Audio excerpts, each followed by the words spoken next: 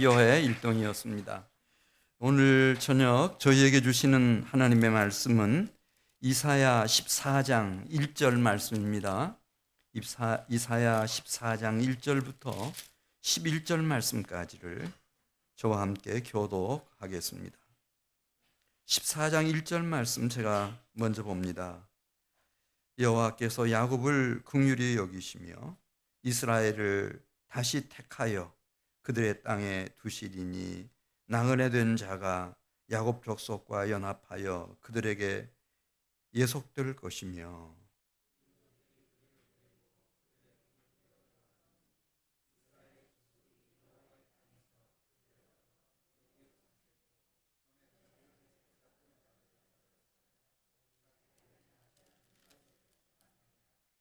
여호와께서 너를 슬픔과 곤고와 및 내가 수고하는 고역에서 놓으시고 안식을 주시는 날에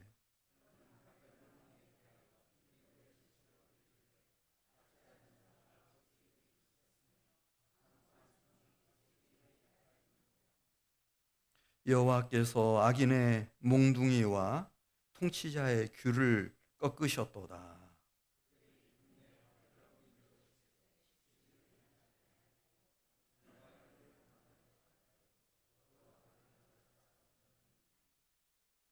이제는 온 땅이 조용하고 평온하니 무리가 소리 높여 노래하는도다.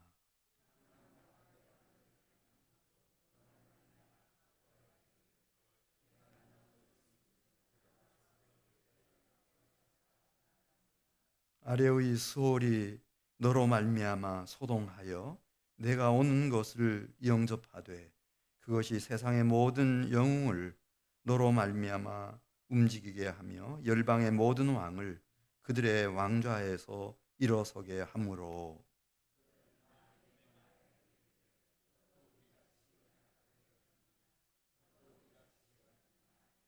11절입니다. 내 영화가 수월에 떨어졌으며 내 비파 소리까지로다.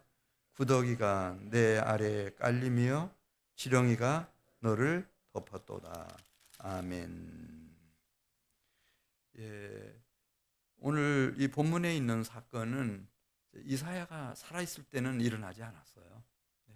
이사야가 앞으로 150년 후에 일어날 일, 200년 후에 일어날 일을 성령의 뜨거운 감동 속에서 이것을 보고 듣고 그 다음에 이제 예언을 해놓았는데 이대로 이루어졌습니다. 하나님이 이제 이 환난과 심판을 유다에도 내리실 거예요. 바벨론을 통해서. 그러면은 유다 나라 예루살렘 성전까지 완전히 진멸돼 버리죠. 그리고 이 유다 땅은 황무지로 변하고 말 겁니다. 70년 동안. 그런 환난과 심판의 날이 온다 할지라도 그때 유다 백성들 중에는 이 완전한 피난처이신 하나님께로 피하는 사람들이 반드시 나타난다는 거죠. 그 사람들을 하나님이 어떻게 인도하실지를 이제 오늘 본문에서 우리에게 보여주고 있습니다. 1절 말씀 보시면 물론 150년 후에 200년 후에 일어날 일이고 이제 정확하게는 임마누엘이신 그리스도가 오시고 난 이후부터 시작해서 이제 이 역사의 오메가 포인트까지 마지막 종말까지 이 모진 환난과 심판 속에서도 그 한가운데서도 이렇게 회개하고 완전한 피난처이신 하나님께로 피하는 사람들이 반드시 나타납니다. 근데 그 중에 오늘 이제 1절 말씀을 보면은 여기 야곱, 이스라엘입니다. 1절 한번 같이 보겠습니다. 여호와께서 야곱을 긍휼히 여기시며 이스라엘을 다시 택하여 그들의 땅에 두시리니 나그네 된 자가 야곱 족속과 연합하여 그들에게 예속될 것이며 그렇게 말씀했습니다. 예, 하나님이 완전한 피난처이신 당신께 피한 백성들은 인도하십니다. 네, 나라가 다 망했습니다. 이스라엘도 유다도 다 망했고 기아로 전쟁으로 대부분이 다 죽었지만 저 바벨론의 포로로 끌려간 사람들 중에 완전한 피난처는 하나님밖에 안 계시구나 그렇게 생각을 하고 이 다니엘처럼 다니엘의 새 친구들처럼 이 에스더처럼 모르드게처럼 스룹바벨처럼 이렇게 남은 자들이 있습니다. 그 남은 자들은 오늘 1절에 있는 말씀을 보면은 여호와 하나님이 그들을 인도하셔서 다시 그들의 땅으로 돌아오게 하신다는 거예요. 이게 누구에게나 이렇게 되는 건 아니고요. 망했는데 누구나 다시 막 이렇게 일어나는 게 아니고 완전한 피난처이신 여호와 하나님께 피한 야곱 족속들, 이스라엘 백성들, 이 사람들은 자기 땅으로 돌아오게 하시는데 돌아올 때 그냥 돌아오는 게 아니고 바로 자기들이 완전한 피난처이신 하나님 안에 거하면서 경건하게 살아가는 모습이 그곳이 바로 아수르 땅일 수도 있고 바벨론 땅일 수도 있지만은 그 주변에 있는 사람들에게 선한 영향력을 끼쳤습니다. 그 선한 능력이 역사했어요. 그래서 오늘 이 스룹바벨이 남은 자들과 함께 하나님의 인도하심을 따라 고토로 돌아올 때 또 에스라와 성령의 감동과 감화 속에 있는 이들이 예루살렘으로 돌아올 때 느헤미야가 돌아올 때 여기 나그네 된 자들이 같이 돌아와요. 나도 당신들이 섬기는 하나님 섬기고 싶다. 나도 당신들과 동행하고 싶다. 그래서 여기 보면 1절에 나그네 된 자들이 야곱 족속과 연합해 가지고요. 그렇게 많이 격려해 주고 지지해 주고 협력해 주고 그러면서 어디까지 따라오나? 예루살렘까지, 유다 땅까지, 이스라엘까지 따라와요. 그리고 1절 마지막에 있는 말씀을 보면은 이 남은 자들에게 예속될 것이라고 그랬습니다. 그 전까지는 이 유다 백성들이 바벨론에 끌려가면 그 바벨론 백성들의 노예살이, 종살이를 했습니다. 노예였죠. 그런데 이렇게 여호와 하나님께로 피함으로 하나님의 인도를 받고 고토로 돌아오고 예루살렘으로 다 돌아온 이 남은 자들은 그들이 비록 바벨론 국민이라 하더라도 너무 경건해 보이고 좋아 보이고 존귀해 보이고 사랑스러워 보이는 거예요. 그래서 이제 상황이 완전히 반전돼서 예속될 거라고 그랬습니다. 원래는 이제 이 포로로 끌려갔던 유다 백성들이 바벨론 사람들의 노예였습니다. 근데 그 신분이 확 바뀌어가지고 이제 바벨론 사람들이 이 남은 자들에게 예속이 된다는 거예요. 그렇게 좋은 협력자가 되고, 물론 이게 막 신분에 의해서 종을 부리듯 노예를 부리듯 그렇게 한다는 뜻이 아니고 마음에서부터 우러나서 윤리적으로 도덕적으로. 다시 한번 1절 말씀을 읽으면서 생각해 보겠습니다. 여호와께서 야곱을 긍휼히 여기시며 이스라엘을 다시 택하여 그들의 땅에 두시리니 나그네 된 자가 야곱 족속과 연합하여 그들에게 예속될 것이며. 2절 말씀 보겠습니다. 이 고레스, 페르시아 제국을 창건한 고레스 같은 왕이 이 하나님을 얼마나 경외하는지, 그 하나님의 백성, 유다 백성들을 얼마나 존귀하게 여기는지. 이 제국 내에 있는 모든 사람들은 이 사람들의 협력자가 되라. 유다 백성으로 직접 돌아가지 못한다 할지라도 이 사람들에게 다 예물도 바치고 성전 건축원금, 선물도 다 주고 막 이렇게 유상을 높여주니까. 그렇죠. 완전한 피난처이신 하나님께 피한 사람들은 그곳이 바벨론이라 할지라도, 예, 이 땅끝 어느 곳이라 할지라도 거기서부터 멸시 천대 받도록 하나님 방치해 놓지 않으시고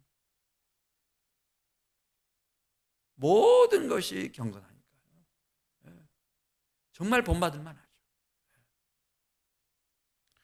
그래, 오늘 2절 말씀 보면 이들이 이제 바벨론에서 나올 때 여러 민족들이 따라서 같이 나와요. 우리도 당신들과 함께 같이 살고 싶다. 당신들이 섬기는 여호와 하나님을 섬기고 싶다. 완전한 피난처를 그 하나님 안에서 우리는 찾을 수가 없겠느냐. 그래서 오늘 2절 말씀 보면은, 예, 하나님이 당신께 피한 남은 자들을 하나님이 인도하시고 그 인도를 받는 유다 백성들을 협력하고 돕는 무리들이 얼마나 많은지 2절 말씀 같이 보겠어요. 민족들이 그들을 데리고 그들의 본토에 돌아오리니 이스라엘 족속이 여호와의 땅에서 그들을 얻어 노비로 삼겠고 전에 자기를 사로잡던 자들을 사로잡고 자기를 압제하던 자들을 주관하리라. 그래서 당신들이 이제 돌아가라. 바벨론 돌아가라. 이렇게 말해도 안 돌아가는 거예요. 당신 집에서 내가 좀, 예, 무슨 일이라도 괜찮으니, 예, 종으로 사는 것도 괜찮으니 여기 좀 같이 있게 해달라. 지금 그 얘기를 쓰고 있는 거예요. 예.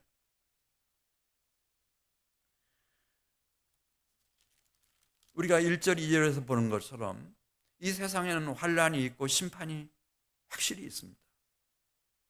그러나 그런 가운데서도 완전한 피난처이신 하나님을 생각하고 하나님께로 제대로 피한 사람들은 하나님이 1부터 10까지를 다 인도하십니다. 그것이 아수르 땅이든 바빌론 땅이든 상관없습니다. 있는 곳에서 다니엘을 인도하신 것처럼 에스더를 모르드게를 인도하셔서 왕후가 되게 하시고 페르시아 제국의 아수에로 왕의 다음이 되게 하신 것처럼 하나님은 다 일하십니다.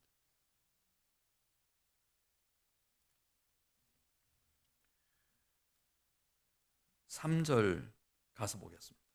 그리고 그들에게 안식을 주십니다. 여호와 하나님께 피한 자들에게 여호와 하나님은 안식을 주십니다. 지금 고토로 돌아와서 예루살렘에서 유다 땅에서 참된 평화와 안식을 누리지 않습니까? 이걸 언젠가 상상이나 해봤겠어요?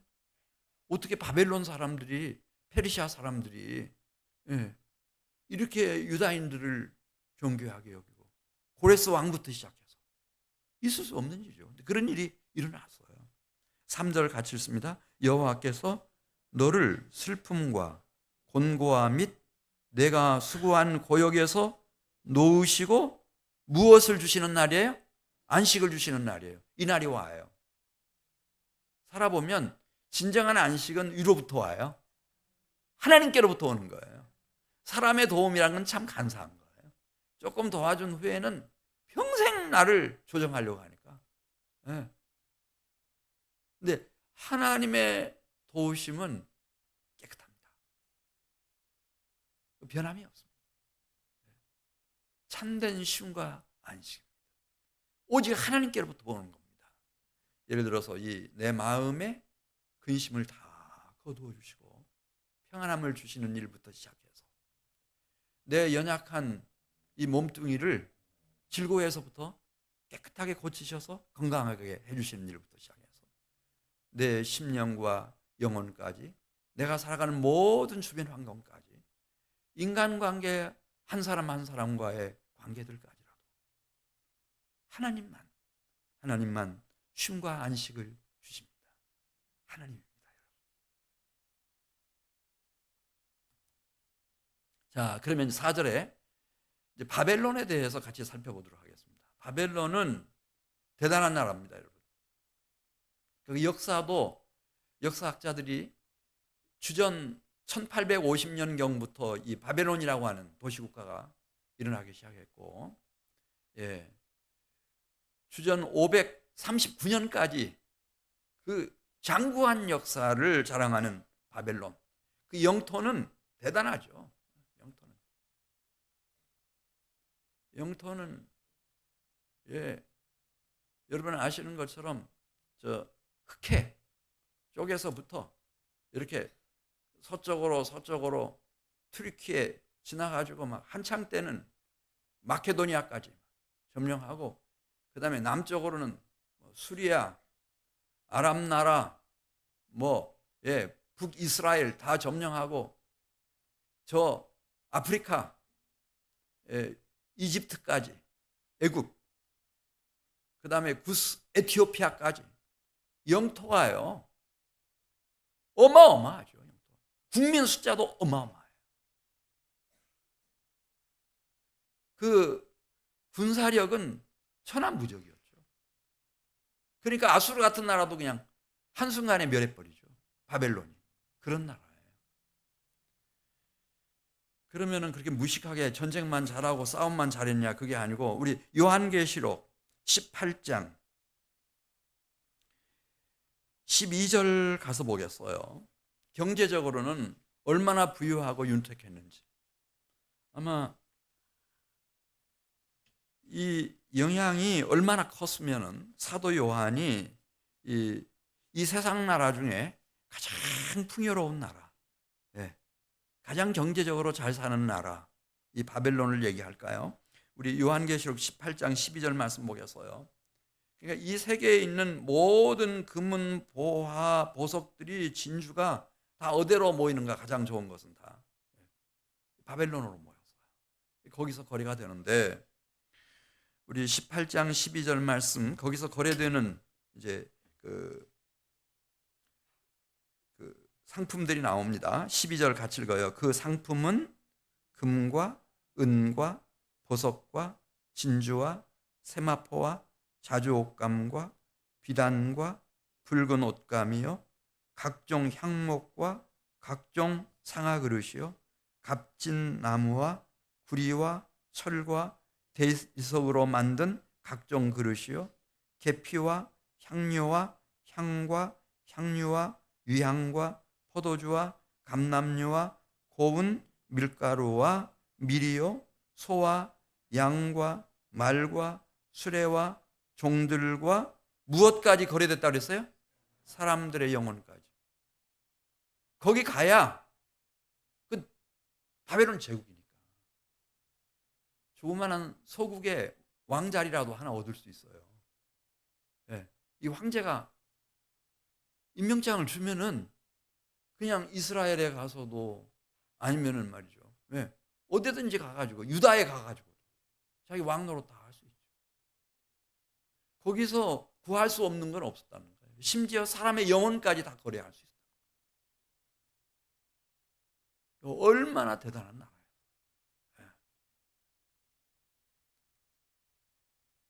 이 바벨론하고 손을 잡아야 부자가 될 수 있었대요. 이 당시에는.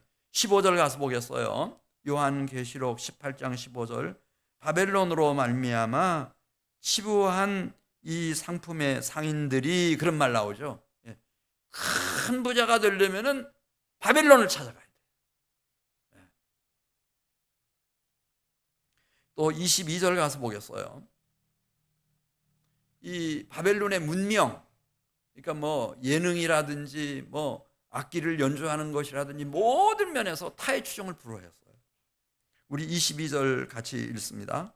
또 검은고 타는 자와 풍류하는 자와 퉁소 부는 자와 나팔 부는 자들의 소리가, 그랬죠. 그러니까 뭐 최고의 연주자들도 다 거기 모이는 거죠.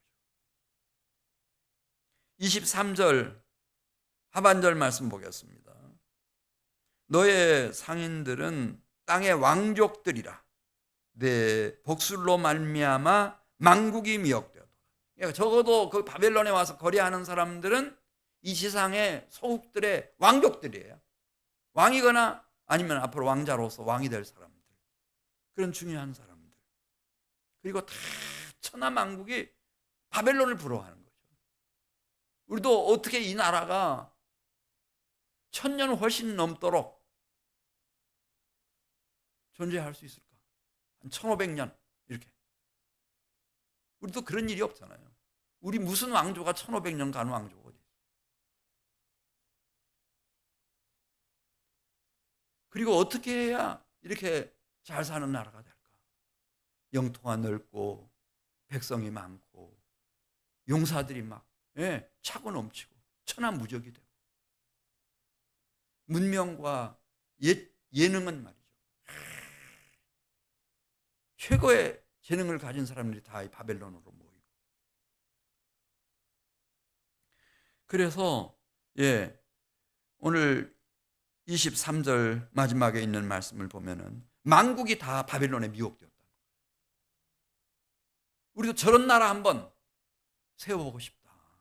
저렇게 잘 사는 나라 한번 돼보고 싶다. 이런 바벨론도 이 여호와 하나님의 환난과 심판의 날을 피해갈 수 있었느냐? 그걸 지금 이사야는 얘기하는 겁니다.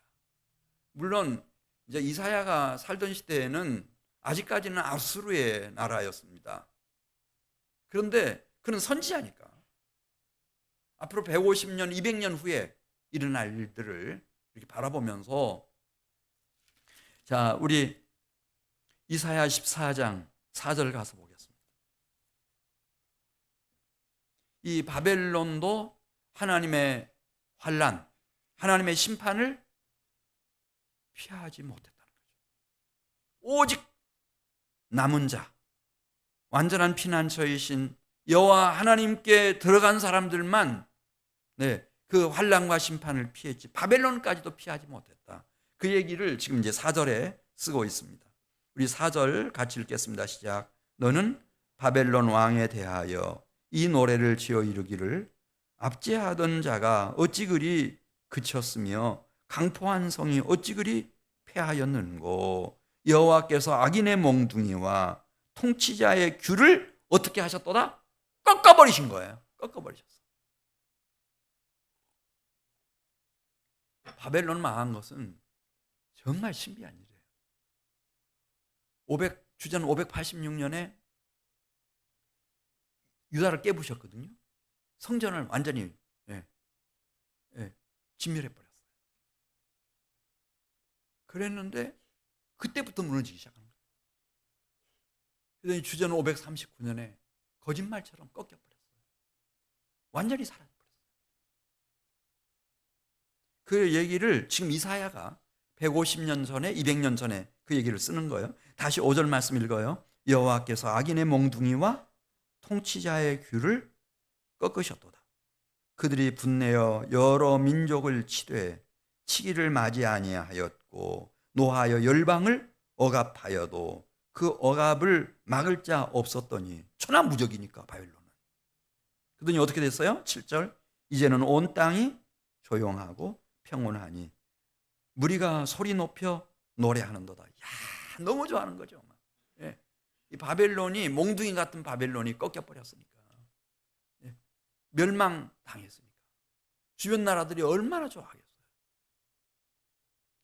심지어 뭐 나라뿐만 아니라 사람뿐만 아니라 8절 보면 백향목 한 그루도 향나무 한 그루도 다 그렇게 좋아했다는 거예요.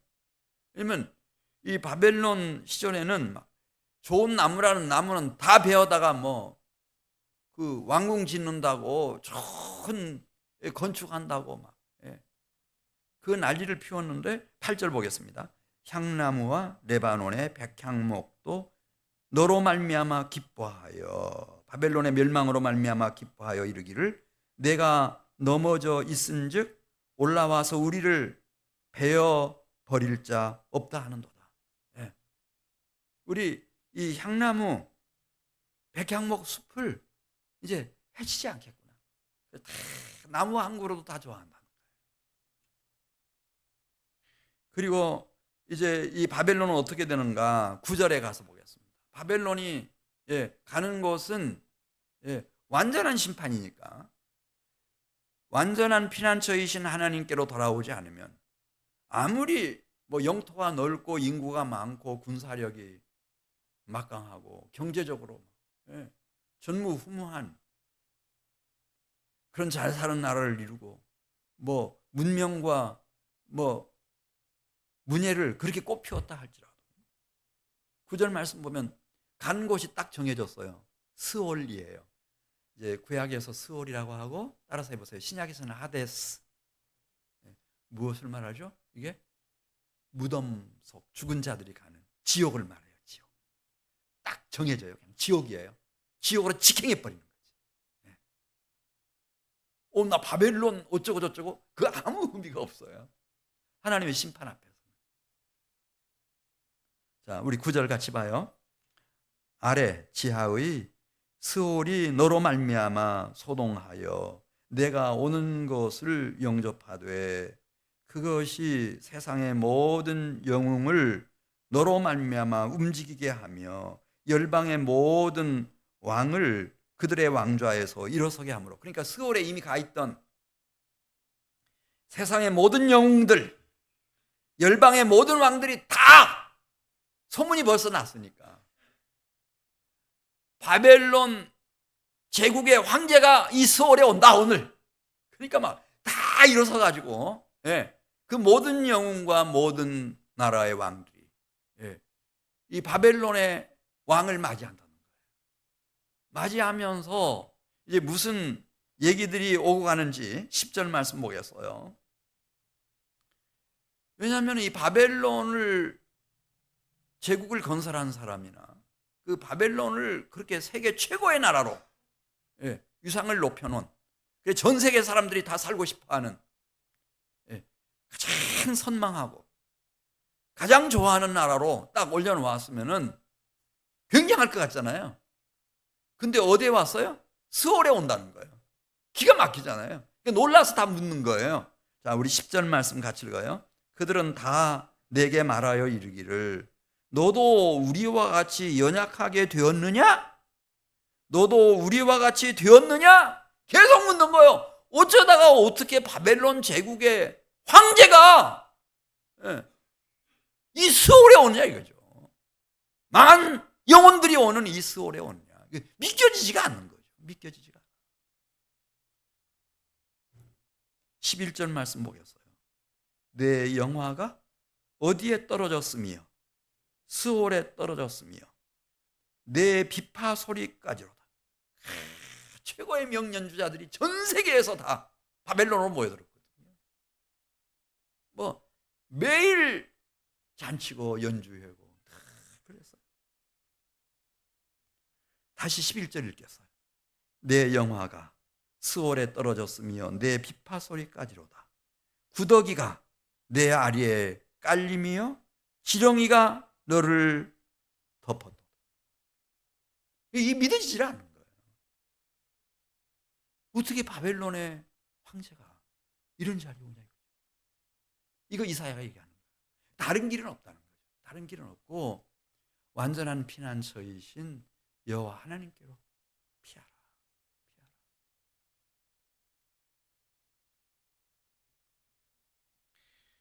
그래, 바벨론 제국도 바벨론의 황제도 사실은 여호와 하나님의 환난과 심판을 피해갈 수가 없다.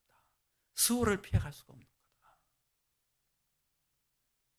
아무리 뭐 대단한 대제국을 건설했고 가장 잘 사는 가장 부유한 나라를 이루었다 하더라도 그거 하나님 앞에서 하나님의 심판 앞에서 의미 없는 거다.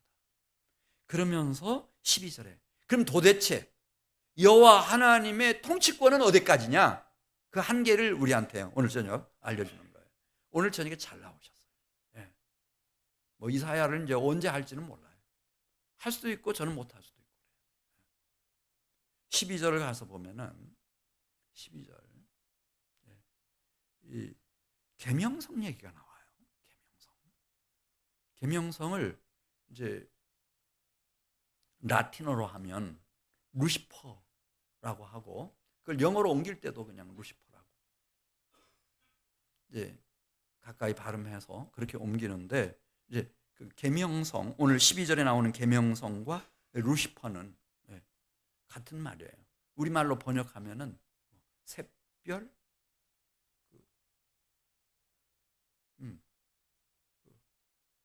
새벽에 이렇게 금성이라고도 하대요. 금성? 그래요? 자, 12절 같이 읽습니다. 너 아침의 아들 계명성이여 어찌 그리 하늘에서 떨어졌으며 너 열국을 없는 자여 어찌 그리 땅에 찍혔는고. 그러니까 여기는 하늘에서부터 어마어마한 지혜, 그다음에 위상, 능력 많이 받아가지고 너무 가진 게 많아서 마치 바벨론처럼 너무 가진 게 많아가지고 이 마음이 교만할 대로 교만해져서 하나님을 거스리고 대적하던 사탄 마귀의 기원을 설명할 때 어느 신학자든지 뭐 예외 없습니다. 이 이사야 14장 12절 계명성 루시퍼 얘기합니다.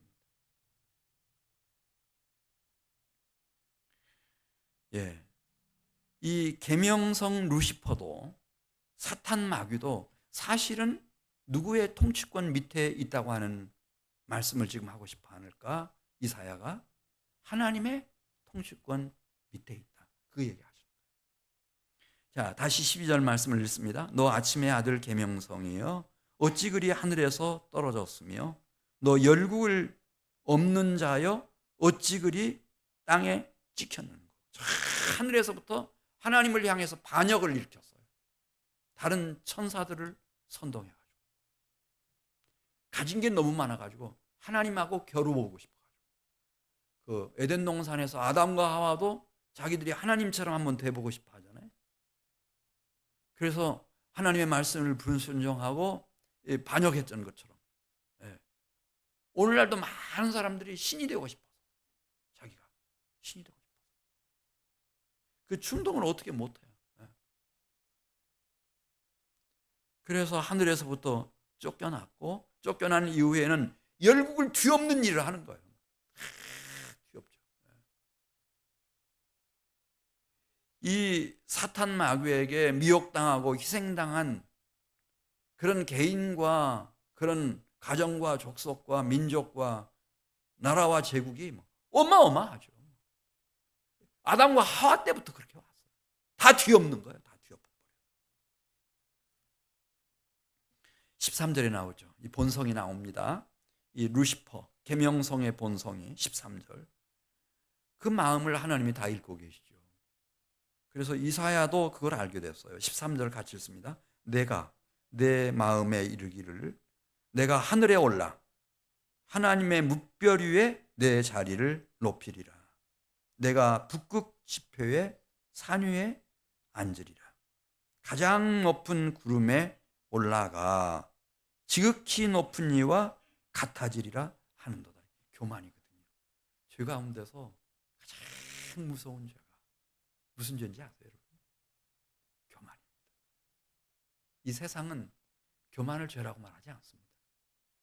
그러나 성경은 그걸 얘기해 줍니다. 루시퍼도 어떻게 잘못 가는지. 교만한 자들이 피난처인 완전한 피난처이신 하나님을 찾겠어요? 진정으로 찾겠어요? 그렇지 않죠. 자, 14절 다시 읽습니다. 가장 높은 구름에 올라가 지극히 높으신 하나님과 같아지리라 하는도다. 그런 뜻이에요. 15절. 그러면은 하나님이 어떻게 하시는가? 심판하시죠. 하나님의 심판은 정확해요. 실수가 없어요. 이 교만한 계명성을, 이 루시퍼를 하나님이 심판하시죠. 어떻게 심판하시는가? 스올의 심판을 하시는 거예요. 스올이 뭐라고 그랬죠? 구약에서는 스올, 신약에는 하데스, 지옥. 지옥에다 멸하시는 거예요. 15절 같이 읽어요. 그러나 이제 내가 스올 곧 구덩이 맨 밑에 떨어짐을 당하리로다. 스올에 멸하시는 거예요. 16절 가서 보겠습니다. 너를 보는 이가 주목하여 너를 자세히 살펴보며 말하기를 이 사람이 땅을 진동시키며 열국을 놀라게 하며 세계를 황무하게 하며 성읍을 파괴하며 그에게 사로잡힌 자들을 집으로 놓아 보내지 아니하였던 자가 아니냐 하리로다. 그러면서 저 사람은 스올에 갈 사람이 마땅히 스올에 잘 갔다. 지옥에 꼭 들어가야 될 사람이 지옥에 들어갔구나. 모든 사람들이 다 그렇게 인정한다. 누가 봐도 이 계명성 루시퍼는 다른 데 가면 안 돼. 무적에 가도 안 돼. 그냥 스올에 직행해야 돼. 거기 들어가 있어야 돼. 그러니까 바벨론을 음료로 세워가지고 이 세상의 수많은 사람들을 지금까지 미혹했어요. 앞으로 세상 끝날까지 그렇게 미혹할 거예요. 그 바벨론도 어디 들어갔다 그랬죠? 스올에 들어갔어요. 그리고 이 음녀 바벨론뿐만 아니라 이 루시퍼, 이 사탄 마귀도 들어갈 곳이 딱 정해져 있어요. 스올입니다. 18절을 가서 보겠습니다.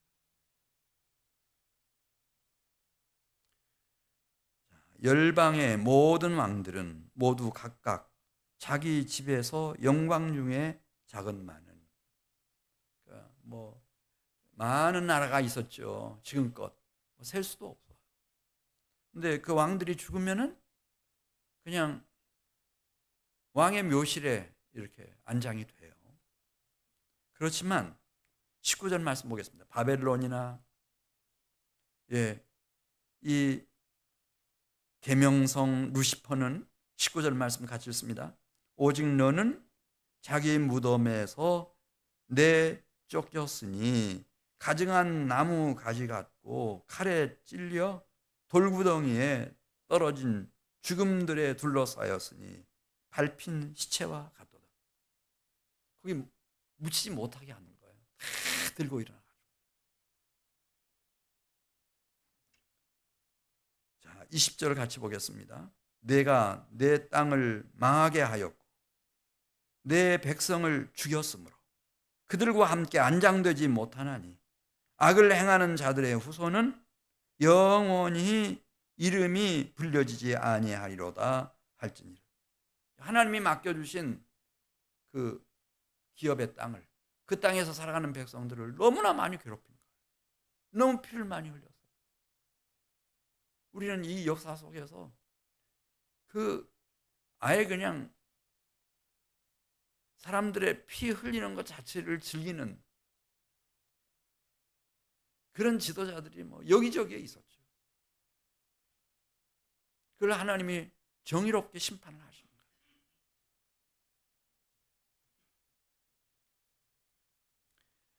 자, 이제 21절 가서 보겠습니다. 이 하나님의 심판은 신속할 뿐만 아니라 정확하죠. 그래서 죽고 나서도 그 시신이 제대로 존경받지 못하도록, 안장되지 못하도록 그렇게 하실 뿐만 아니라 21절에 있는 말씀 같이 보겠습니다. 그 자손들을 하나님께서 기뻐하시지 않으세요.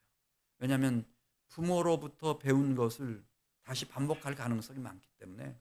그래서 21절을 같이 읽습니다. 너희는 그들의 조상들의 죄악으로 말미암아 그의 자손 도륙하기를 준비하여 그들이 일어나 땅을 차지하여 성읍들로 세상을 가득하게 하지 못하게 하라. 그러니까 그 자손들을 하나님이 기뻐하시지 않습니다. 왜냐하면 자기 아버지가 할아버지가 한 걸 보고 그대로 따라갈 가능성이 너무 많기 때문에.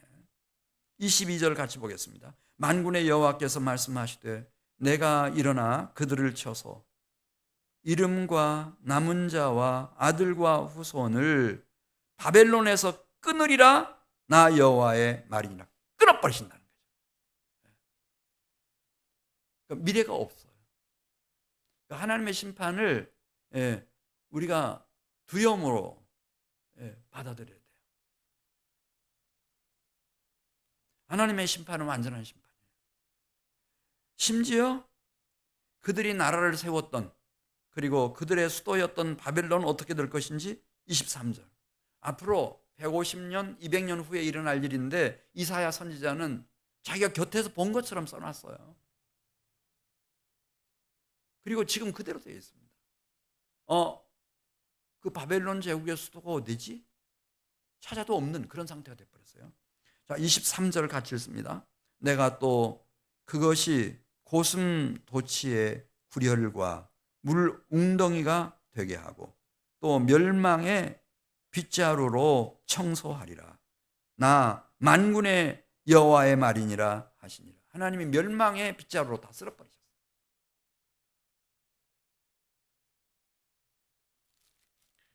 우리는 두 길이 있어요. 두 길이 있는데 이렇게 바벨론이 간 길을 우리가 부러워하면서 찾아갈 수도 있고,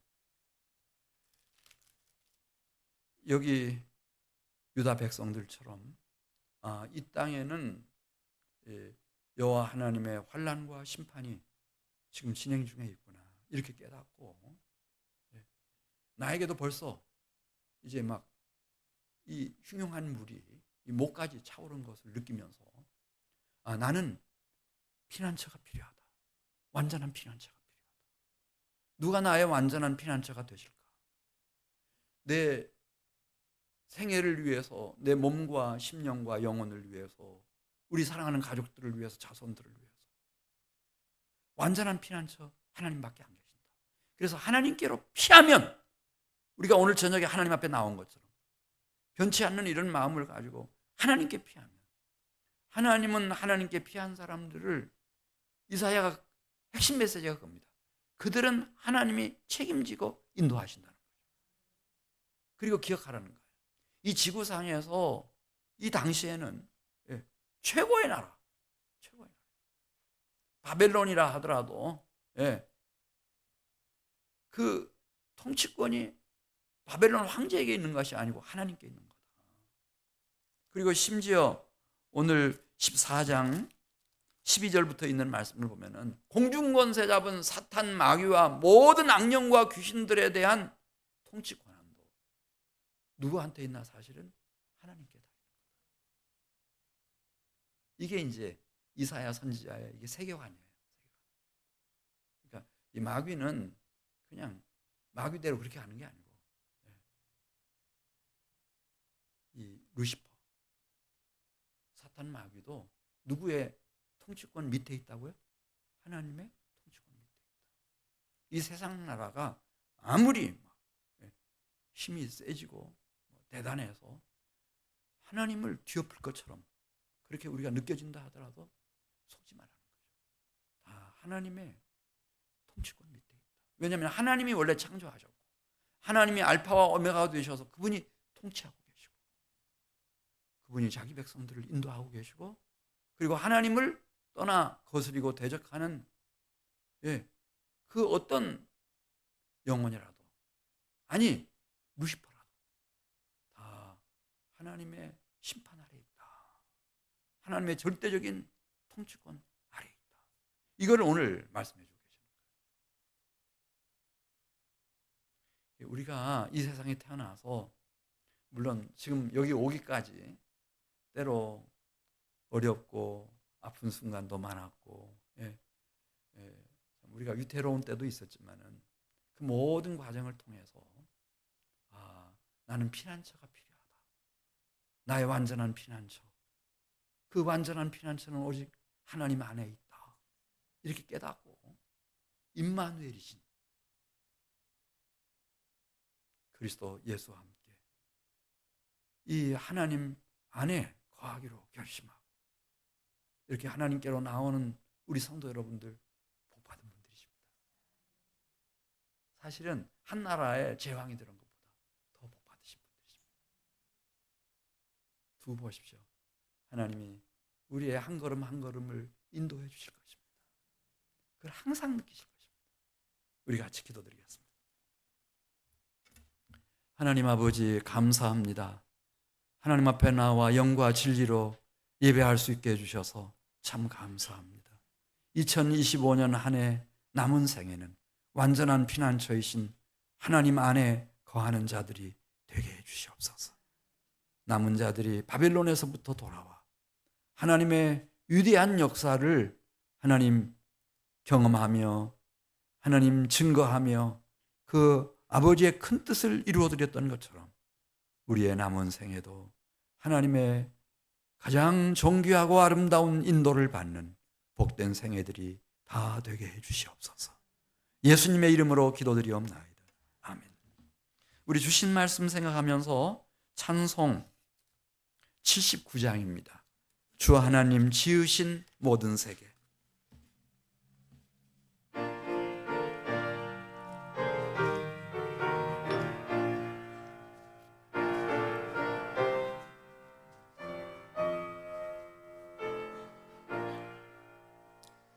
주 하나님 지으신 모든 세계 내 마음속에 그리워볼 때 하늘의 별 울려 퍼지는 뇌성 주님의 권능 의지에 찾네. 주님의 높고 위대하신 내 영혼이 찬양하네. 주님의 높고 위대하신 내 영혼이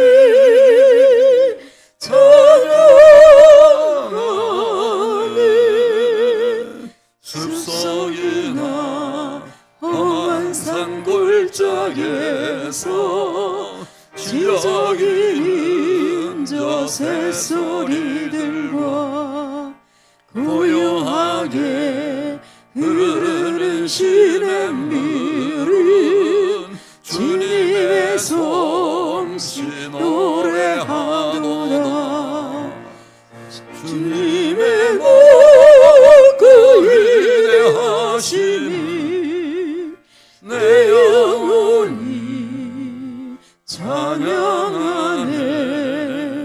주님의 높고 위대하심이 내 영혼이 찬양하네. 주 하나님 독생자 아낌없이 우리를 위해 보내주셨네. 십자가에 피 흘려 죽으신 주 내 모든 죄를 대속하셨네. 주님의 높고 위대하심이 내 영혼이 찬양하네. 주님의 높고 위대하심이 내 영혼이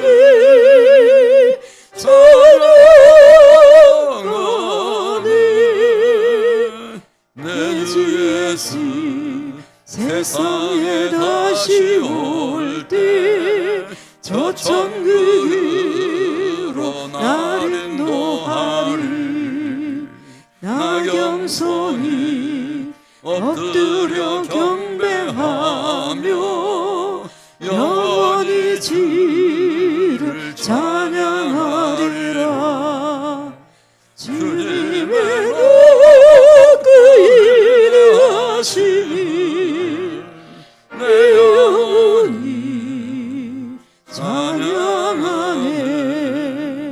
주님의 높고 위대하심이 내 영혼이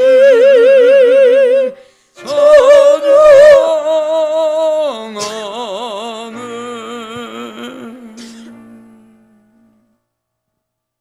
오늘 저녁 주신 말씀을 생각하면서 우리 하나님 앞에 간절히 기도하는 시간을 갖겠습니다.